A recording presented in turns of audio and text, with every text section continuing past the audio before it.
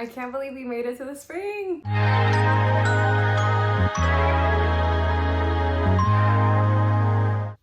my name is Ivana. I love to read, and today I'm sharing with you all of the books that I read in March. March was a little bit touch and go. It seemed endless, and I'm so glad that it's over. I still can't believe that the sun is setting after 7 now. I honestly feel so much happier and so much more motivated. I'm wearing my Powerpuff Girls, Spice Girls crossover shirt, which I love and I don't wear often enough. I'm really proud of the fact that I read 8 books in March. Normally I read around 10 books a month, but March I was feeling really down. I'm so happy that we're on the other side and it's over. As always, for all of these books, check the trigger warnings. Storygraph has really good trigger warnings settings. A lot of these books deal with heavy topics because life is a heavy topic. So this month I read 3 books that were messy and weird, and the rest of the books were actually nonfiction. So we'll start with the messy books and then we'll do some nonfiction. Starting out with messy bisexuals. I read 2 books about messy bisexuals, and the first one was Big Swiss, and this one was kindly given to me by Libro FM as an advanced listener copy. This book is about a 45-year-old. Her name is Greta. She's white, and she gets to listen in and transcribe therapy sessions in Hudson, New York from a white therapist who goes by Ohm, who is like full of ish. So the titular Big Swiss is the nickname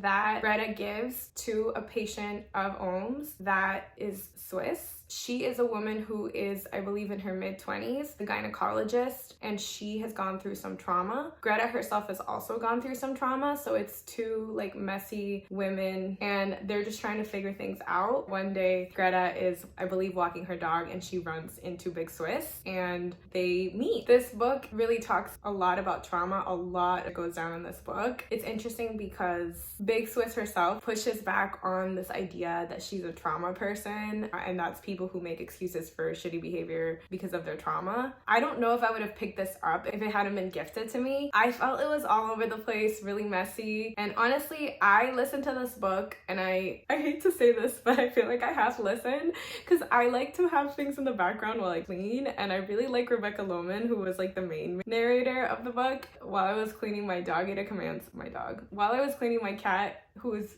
so dumb, ate a command strip, and I think that like I was convinced that the book was cursed, so I had to finish it quickly. So I didn't pay a lot of attention to the book, but I thought it was interesting, and I thought it was kind of like messy, and sometimes it's nice to hear about other people's problems so you don't worry about your own problems. But after the fact, people online started pointing out the fact that the author uses some racist language. I get that the main character, Greta, is supposed to be unlikable, but I really question the choices. I think it just felt kind of gratuitous. I don't know. It was weird. It was shocking. It was appalling. The story itself, I think that if I didn't read it in audiobook form, I wouldn't be into it, but it was just a way to kickstart my reading at the start of the month because I was feeling pretty slumpy. The second messy bisexual book I read was You Exist Too Much by Zaina Arafat, and this book follows a Palestinian United Statesian woman who I believe is also in her mid-20s, and she has a love addiction. She becomes obsessed and infatuated with people. Even though she's in a relationship, she still tries to pursue, or she still fantasizes about those people. Her partner leaves her. She had met her partner at an anorexia treatment center or at an eating disorder clinic, and the main character decides to seek out help for this love addiction, and there's like a whole lot of mess in there. And then in therapy, she is able to unpack a lot of the issues that she had,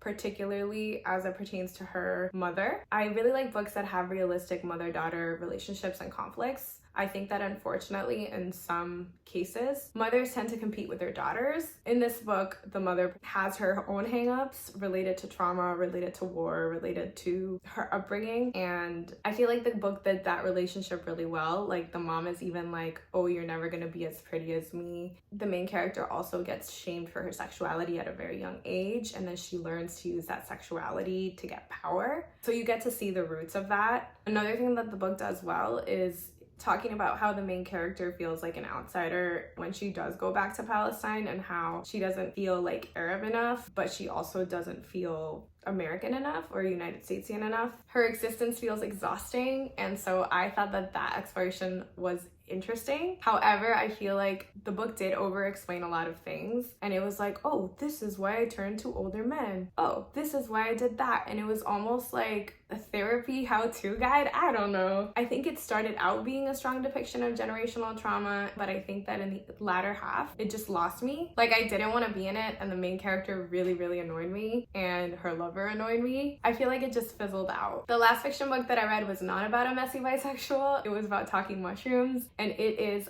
Ghost Music by Anne Yu. This is set in Beijing, and this book really intrigued me. It's short. At the beginning of the book, this woman is maybe dreaming, maybe not dreaming, and a mushroom comes and talks to her, and she wakes up and she's like, what the heck is going on? The main character of the story is Song Yan. Her husband's name is Bowen, and they live in an apartment with their mother-in-law who recently moved in. Song Yan desperately wants a child, but it seems like Bowen is not ready. He's like really committed to his job, and the mother-in-law is like pressuring them to have kids as well. And all of a sudden they receive, like right after Song Yan has this dream about a mushroom talking to her, they receive a package with mushrooms from Yunnan, and things get really weird. If I had to describe this book in one word, it would be unsettling. I think a lot of things happen and it's very atmospheric, and a lot of the times you're like, where the heck is this book going? We learn a lot about Song Yan's given up dreams, about her yearning for motherhood. We also learn a lot about music and playing the piano, and a world-class pianist who went missing in China, and how he and his life connect to Song Yan's. This book was creepy. I like unreliable narrators. I feel like Song Yan was done really well. However, I didn't really like the ending either. I felt like I didn't understand the point, but I think I would absolutely read another Anne Yu book because I feel like the setting and the mood was really interesting. So now we're gonna talk about the nonfiction. So I read 3 graphic novels that were nonfiction. I also read 1 like pure nonfiction book about a topic. And then the last book that I read was a very personal nonfiction book, which actually a lot of the graphic novels are also personal nonfiction books, but I digress. So one of the graphic novels I read was In Limbo by Deb J.J. Lee, and Deb is actually non-binary. They use they, them pronouns. This is a memoir, and in the past they have used she, her pronouns, and that's why throughout the book they use she, her pronouns for themselves. But I have heard a lot of reviewers misgendering Deb, so just something to be on the lookout for. So Deb is Korean American, and they write about their experiences growing up. The book is like very foggy looking, it's muted. The illustrations are so beautiful. Deb talks a lot about feeling like an outsider, about having to change their name because people couldn't pronounce it or refused to pronounce it properly. They also talk about issues that many Asian American teens struggle with, including feeling the pressures of being considered a model minority. Deb is super artsy and was really into the violin, and they decided to give it up, and so they talk about going through that process of giving up their violin practice to pursue art. I feel like there's a lot of books that deal with similar issues. However, I think that this one is really special, and I would highly recommend it. I especially love the honesty in this book. I'm really into memoirs that are real and raw, and I think that Deb doesn't shy away from showing how they were so insecure and how that led to them being considered potentially toxic, and how they tried to make amends for their mistakes in the past. This book deals with really tough issues, including suicide attempts and suicidal ideation, so I would really tread lightly. As with all the other books, as I said, I love when nonfiction is honest and forces you to confront the ugly parts of yourself in the past, and that's exactly what Deb does. I think that oftentimes we're quick to dismiss people as toxic, when in reality, a lot of circumstances have led to them being considered toxic, and I think that people should be treated with compassion. I'm not saying that you should be excused for doing awful things, but I think that Deb really owns up to their mistakes here. I also think Deb was really brave in including the fact that her mom physically abuses her. That is something that isn't often depicted in graphic novels. I think that corporal punishment is normalized in a lot of cultures, unfortunately, and I think that that doesn't make it okay, and the fact that they were able to include it was really brave. It was also interesting to read about beauty standards, and particularly Deb's decision to maybe or maybe not get a double eyelid surgery in South Korea when they graduated high school.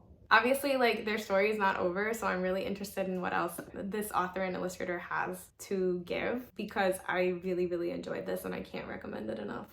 The next two nonfiction comics I actually talked about in my latest vlog. The first one is Fine, a comic about gender by Rhea Ewing. And in this one, the author talks about their experiences interviewing people about gender all across the Midwest. Rhea had just graduated from undergrad and was like, I want to create a little zine about gender, so I'm going to interview all these people. And then they were like, wait a minute, I have a lot of material, and wait a minute, why didn't I include like race? And wait a minute, what if I'm trying to figure out who I am, and maybe that's why I'm so interested in gender? It was really neat to see their exploration of gender here. I think if there's one takeaway of this book, is that we're all trapped by gender expectations and how gender roles can be really, really harmful in society. And also how our healthcare system and our mental health clinicians are ill-equipped to deal with people who are trans, and something needs to change. This one was really, really enlightening and really beautiful. The other graphic novel I read for that vlog was Papaya Salad by Elisa Macellari. This is originally in Italian. The author is Thai Italian. This book is so gorgeous.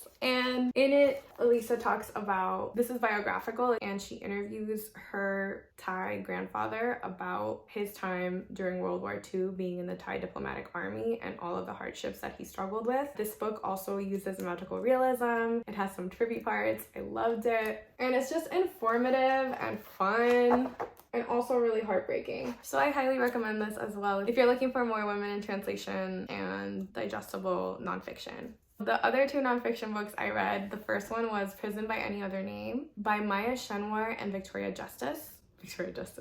Law.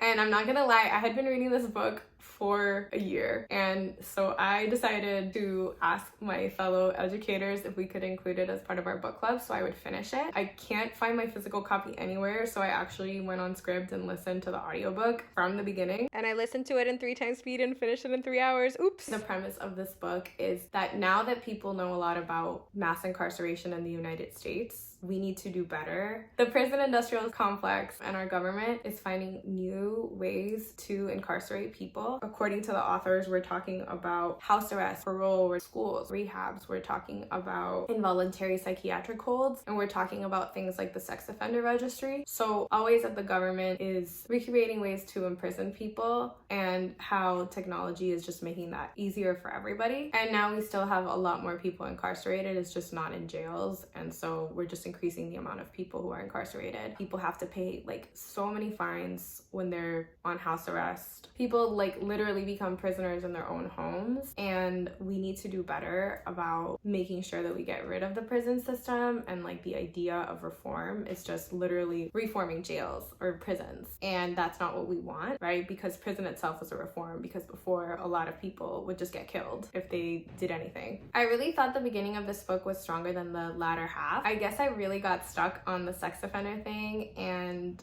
how sex offender registries villainize sex offenders. And I think Mariam Kaba said it best when she was saying in her book, We Do This Till We Free Us. She talks about how one of her colleagues says that we have to fight the cop in our head and our hearts. And I think that like for me, sex offenders and rapists, I just can't deal with forgiveness for them, and that's something that I need to work through. But she does talk about how sex offender registries only encourage like vigilante justice and don't really prevent sex offenders from offending again. What happens is they encourage people to take action against them and to be violent against them. I just really got mad because at the end they were like, well, sometimes the best action is to take no action at all.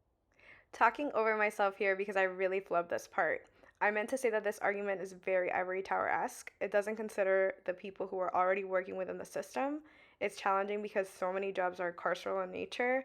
Teachers and social workers are mandated reporters and can and do report people to the state or the police, and we can't not do nothing. And it's really, really hard when what we really need to tackle is the root causes of the prison industrial complex, and we're not able to do that working in our jobs and our day-to-day jobs. So I was a little bit frustrated about that. I wish I had the book so I could share like all the good quotes that I found, but I don't. I literally was just like typing on my notes app, and I don't really have an in-depth review to give about this book. I was just a little frustrated by it, and I think I want to reread Mariam Kaba's We Do This Till We Free Us, because I felt like like, it was just a little more digestible for me. Okay, the last book I am still processing. I literally finished it the last day of March. And I ran out of tabs, and it is Motherhood by Sheila Heti. In this book, Sheila Heti waffles on whether or not she wants to have a child. This book really captures her ambivalence and conversations that she has with her partner about whether or not they want to have kids. And I believe in this book, she's like 37. And Sheila uses a method of flipping 3 coins. And it is a technique used by people who consult the I Ching, a divination system that originated in China over 3,000 years ago. So she's like flipping coins and asking questions about motherhood while also like literally including like journal entries about her thoughts about motherhood. You can see that she just like says one thing and contradicts herself like 30 pages later. And it's because she really wants to mimic that conflict in her mind. I'm in my 30s, and a lot of people, when you reach a certain age, they just expect you to reach that milestone. Everybody assumes that women are supposed to have kids, and if you don't have kids, you better have a grander plan. And it's a lot of pressure to put on women. She criticizes a lot of people who become parents, and you can see that she's like trying to figure out what the heck she thinks. And even herself, she's like, well, I'm an artist. You know, my cousin had 4 kids, and by that time I also had 4 books out, right? Why can't I pass on my genes through my books? I really appreciate her candor. This is probably not an easy book to write. Everything that she writes is in little snippets, so you kind of get to see all of her disjointed thoughts. And she really goes back and explores her relationship with her own mother, who she honestly believes didn't even want to be a mother. She talks about feeling like motherhood would get in the way of her art and her creative process, and how it sucks that you have to choose between having a kid and like pursuing a passion, which is not always true, but that's sometimes how it feels. I thought it was really interesting that she talked about how people talk about having a kid, but the kid doesn't really belong to you. It's their own person. So even if it's genetically half of you and half of your partner, you really don't have ownership of who they are as a person, and they get to do what they want to do, and you never know what you're gonna get. She's like, oh, you shouldn't have to justify it, but here, I'm gonna justify why I don't have a kid. I think it's just so interesting, the contradictions in this book. The coin tosses to me were like gimmicky and annoying, and I feel like this book could have been maybe half as long, or maybe 2/3 as long. It didn't need the coin tosses, even though like I understand like stylistically why she chose to do that. The coin tosses really kind of helped her figure out what she wants, and it shows how she like really doesn't know what she wants. But I just like really appreciated her thoughts, and I really would love other books like this. I'm gonna read you a few quotes from here. So she says, a woman must have children because she must be occupied. When I think of all the people who want to forbid abortions, it seems it can only mean one thing. Not that they want this new person in the world, but that they want the woman to be doing the work of child rearing more than they want her to be doing anything else. There is something threatening about a woman who is not occupied with children. There is something at loose ends feelings about such a woman. What is she going to do instead?